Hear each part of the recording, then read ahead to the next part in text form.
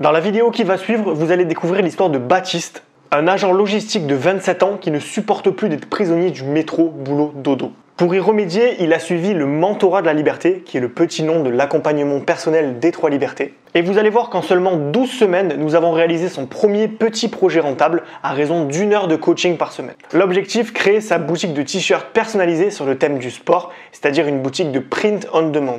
Le problème, c'est que Baptiste, il n'avait pas beaucoup de temps à accorder à un petit projet rentable parce qu'il avait beaucoup d'heures sup à réaliser dans son CDI. De même, il n'avait pas forcément de connaissances dans l'entrepreneuriat, il n'en avait jamais fait, et il avait aussi pas de connaissances dans le digital. Il a même acheté un ordi pour faire son premier petit projet rentable. Il a donc fallu commencer de zéro. Pourtant, 12 semaines après, sa boutique est enfin en ligne et il a même commencé à générer ses premières ventes. Voilà, donc là au moment où je tourne cette vidéo, le coaching est terminé. Je l'ai interviewé pour recueillir son témoignage à propos de son accompagnement personnel. J'espère que cette vidéo pourra inspirer toutes les personnes qui suivent cette chaîne YouTube, qui ont envie de se lancer, qui ont envie de créer un petit projet rentable et donc gagner de l'argent hors du salariat, mais qui ont peur, qui n'osent pas, qui ne savent pas comment faire et qui se sentent totalement incapables d'arriver à un tel résultat. J'espère que ça pourra vous prouver que c'est possible pour tout le monde. Allez, c'est parti pour l'histoire de Baptiste. Donc du coup, Baptiste, je t'ai coaché pendant 12 heures. Donc on a fait 12 heures de coaching pour t'apprendre à lancer ton premier petit projet rentable.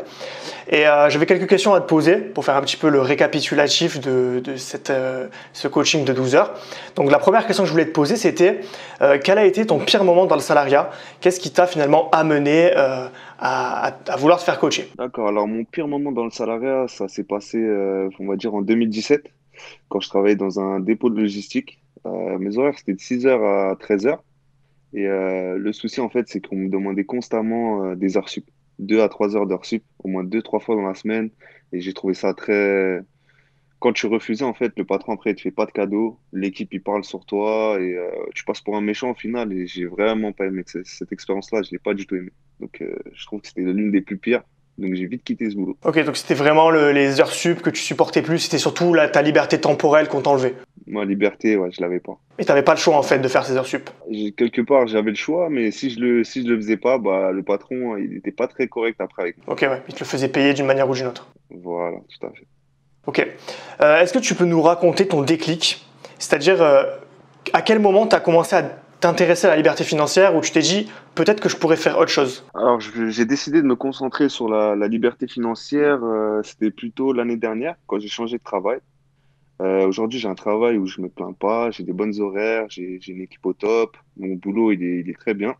Simplement, en fait, je me rends compte que j'ai beau changer de travail, en fait, j'ai tout le temps un problème. Il manque ma liberté, en fait. Simplement, c'est quelque chose qui est agaçant pour moi. Ok, donc en fait, à chaque fois, tu as un souci différent. C'est-à-dire quoi? Un jour, c'est ton patron qui est chiant, un jour, c'est que tu te sens trop enfermé dans les horaires. Voilà, tout à fait. Il y a tout le temps, mais c'est principalement la liberté, en fait, moi, qui me cause problème quand je travaille. Tout ce qui est horaire, le fait de devoir aller toujours au même endroit, c'est ça? C'est exactement ça. Et du coup, j'en viens à la question principale. Pourquoi tu as décidé de suivre ce coaching? Qu'est-ce qui t'a poussé du coup à postuler pour changer ta vie, enfin changer cette partie de ta vie professionnelle? Alors, j'ai décidé de suivre ce coaching avec toi, tout simplement parce que déjà, d'une part, je voulais créer un petit projet moi-même, mais pour ça, j'avais besoin d'un mentor, de quelqu'un qui puisse me conseiller et qui a déjà vécu ça. J'ai vu que sur tes vidéos, tu étais plutôt sincère. Tu sincère, tu vends pas du rêve. Je t'ai fait confiance et je me suis pas trompé, donc j'ai aimé ta perception, voilà pourquoi. Est-ce qu'avant de commencer ce coaching-là, tu avais déjà une idée de ce que tu voulais faire? Est-ce que tu avais déjà un projet qui te tenait à cœur? Ou est-ce qu'au contraire, tu étais vraiment en mode débutant, tu savais pas où t'allais, tu savais pas ce que tu voulais faire? Où est-ce que tu en étais en fait? Alors, si j'avais déjà un projet en cours avant de commencer, non, je n'avais pas du tout de projet. J'avais même pas une idée fixe de ce que j'aurais voulu faire. Je savais pas ce qui me plaisait ou non. Donc, non, à vrai dire, j'avais pas de projet. Donc tu commençais du début, ce que tu voulais, c'était justement trouver une idée et la réaliser. Quels sont les objectifs précis que tu t'étais fixé, qu'on s'était fixé ensemble pendant ce coaching? Quel était finalement l'objectif final? Alors, les objectifs précis de ce coaching, c'était de créer des t-shirts print on demand, en commençant par la création de visuels. J'ai dû ensuite apprendre Illustrator, Photoshop. J'ai dû me faire la main dessus parce que quand on connaît pas, c'est assez complexe. Ensuite, il faut les mettre en vente. Et pour ça, il faut aller sur des plateformes de marketplace pour ensuite faire une description de ton produit, chercher les bons mots-clés pour les clients et ensuite les publier sur les canaux de vente. Ouais, c'est vrai que tout ce qui est digital, en fait, il y a pas mal de compétences à avoir. C'est vrai qu'il y a toute la partie compétences techniques, donc savoir se servir d'Illustrator, Photoshop, toute la partie marketing, c'est-à-dire les mots-clés, comment est-ce que tu vas les optimiser pour que ton produit ressorte. Et voilà, donc c'est assez complet, il fallait aussi trouver l'idée. On a pas mal bossé sur ça, c'était vraiment quel visuel tu allais créer, parce que le print on demand, tout le monde le fait. Donc il fallait trouver le visuel qui allait potentiellement se vendre. Le football, toi, c'était un centre d'intérêt que tu avais vachement développé.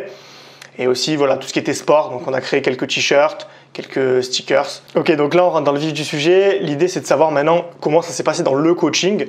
Donc la question que j'ai envie de te poser, c'est qu'est-ce que globalement tu as pensé de ton expérience de coaching au sens large du terme? C'est-à-dire, qu'est-ce que tu as appris? Est-ce que ça t'a vraiment aidé? Pourquoi ça t'a aidé? Alors, ce que j'ai pensé de mon expérience de coaching, franchement, super belle expérience. Ça m'a permis de me cadrer sur mes objectifs que je m'étais fixés. Et avoir le bon conseil, ça gagne toujours du temps. Et vraiment, je trouve que c'était génial, quoi. C'est quelque chose à faire. Ça m'a aidé surtout à être cadré, en fait. Parce que toi, quand tu commences et que tu es tout seul, tu sais pas vraiment où tu mets les pieds. Et simplement, le fait d'avoir une personne de confiance qui va t'aider, c'est rapide en fait. Tout est rapide. Alors, ce que j'ai particulièrement aimé dans ce coaching, je dirais que c'est l'accompagnement. Je trouve que ça donne la motivation. Tu apprends des nouvelles choses intéressantes. Et au final, tu es aventurier. Donc, tu fais tes objectifs étape par étape.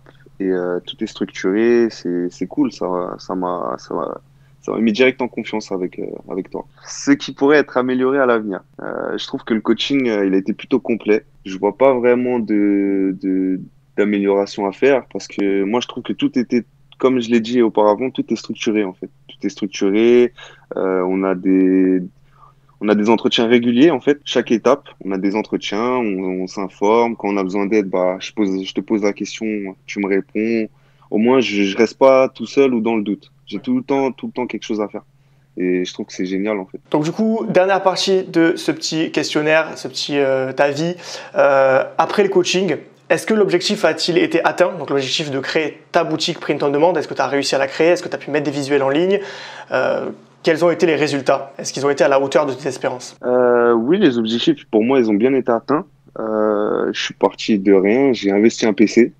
Je suis parti de rien, j'ai réussi à me projeter dans un petit projet que j'ai pu finaliser en 3 mois. Tout ça avec les conseils de toi, de Johan, et ma volonté d'apprendre et de m'organiser. Et, pour ma part, oui, les objectifs, ils ont été atteints. Ok, donc tout a été atteint, on a créé les visuels, on les a mis sur la plateforme.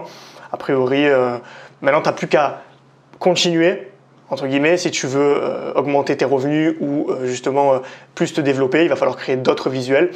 Mais a priori, tu as appris à le faire, donc tu pourras le faire maintenant sans moi, dès que tu auras un petit peu de temps. Donc maintenant, on va parler un peu plus chiffres, entre guillemets. Alors, on a passé 3 mois à créer ta boutique en ligne, enfin ta boutique de print on demand. Donc, il y a eu une grosse partie d'apprentissage. Là, ça fait quoi? Ça fait à peu près 10 jours que tu as lancé tes produits. Est-ce que tu as fait des ventes? Si oui, combien? Et combien ça t'a rapporté, tout simplement? Alors, les résultats concrets que j'ai obtenus, pour l'instant, j'ai eu peu de ventes. J'ai eu que 2 ventes en 2 semaines. C'était des ventes sur des petits autocollants. Je viens tout juste de les mettre en vente, donc on attend. Mais les résultats, moi, je dirais qu'ils portent sur les connaissances que j'ai. Donc au final, on peut dire que mes résultats, ils ont été obtenus en termes de connaissances. Maintenant, on va parler plus au niveau des compétences. Quelles sont les compétences techniques que tu as apprises, c'est-à-dire les compétences digitales sur un ordinateur? Alors, les compétences techniques que j'ai acquises, c'est déjà Illustrator et Photoshop. C'est le logiciel de création graphique. J'ai dû me faire la main, encore une fois. C'était pas simple, mais ça vaut la peine d'apprendre. Ensuite, j'ai dû mettre ces visuels sur des plateformes de marketplace. Et, il a fallu qu'après faire toute la description, rechercher les bons mots-clés, et les mettre en ligne sur les canaux de vente. Est-ce que tu savais te servir des logiciels avant ou pas du tout? Tu as dû vraiment tout appris sur le tas? Du tout. Du tout. J'ai tout appris. Maintenant, qu'est-ce qui a changé dans ton état d'esprit et ta gestion émotionnelle? Comment tu vois l'entrepreneuriat? Est-ce que tu le vois différemment? Est-ce que il y avait des blocages que tu avais à ce niveau-là que tu as réussi à dépasser avec ce coaching? Ce qui m'a changé dans mon état d'esprit et ma gestion émotionnelle, je dirais que c'est ma façon de m'impliquer déjà Sortir de sa zone de confort, c'est une chose que je faisais pas auparavant. Le faire pour soi-même, ça rend meilleur au final. Quand tu commences quelque chose de A à Z et que ça te donne un sentiment de fierté au final, quand il est accompli. Et moi, c'est plutôt ça que je trouve que ça m'a changé. Personnellement, la prochaine fois que je ferai un projet moi-même, bah, je sais comment être. Je sais comment être structuré, comment ça se passe. C'est, c'était bon.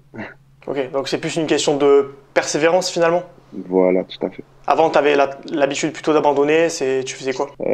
Avant, bah, dès que je faisais mon projet et quand je voyais que ça aboutissait pas, soit je baissais les bras, soit je me mettais une trêve. Au final, il y a rien qui allait après.